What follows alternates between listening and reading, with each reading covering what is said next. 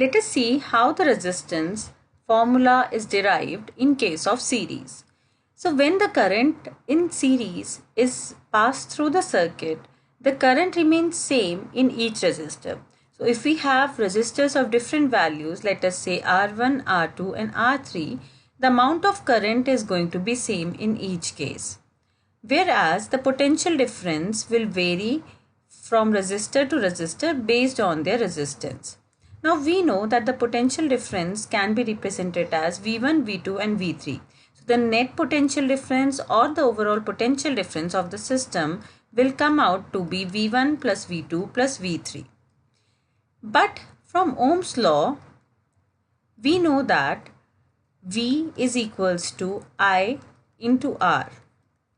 Here we'll be using this value and we'll be putting it in this equation. Let us find out the value of V1, V2 and V3 separately. So V1 will come out to be I, which is constant, and R1, as you can see in this case, that R1 is different. V2 is equals to I into R2. Similarly, V3 is equals to I into R3.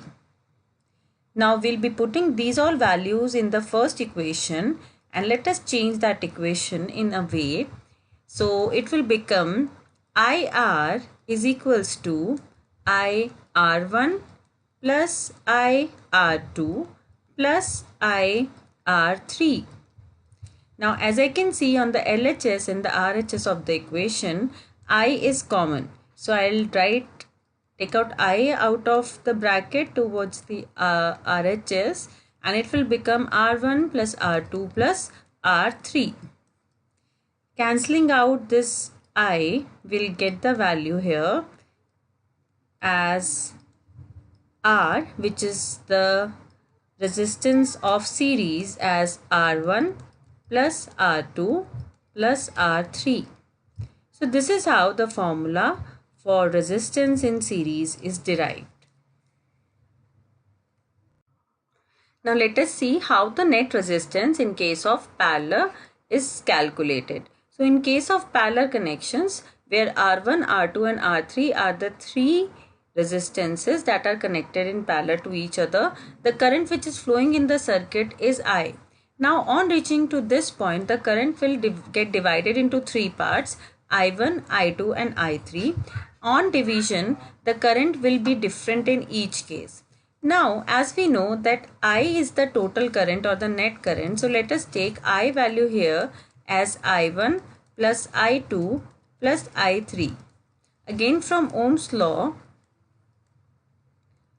we know that V is equals to IR. But here we need the value of I, so we can modify this equation or cross multiply it and write it as I is equals to V upon R. Now this we will use and find out different values of current. So I1 will be equal to V, which is a constant, and along with that we have R1.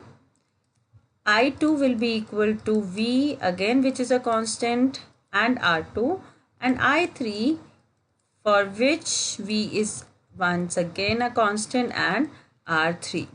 Now we'll be using these all values and putting it in that equation once again. So we'll get the value here as V by R is equals to V by R1 plus V by R2 plus V by R3. Let us take out V as common and cancel it out. So V by R is equals to V 1 by R1 plus 1 by R2 plus 1 by R3. Now this V can get cancelled as I am writing it here, cancelling it out, and what is left here is R. This is R of parallel, resistance in parallel, is equals to 1 by R1 plus 1 by R2 plus 1 by R3. And this is the formula for calculating the total resistance in case of parallel.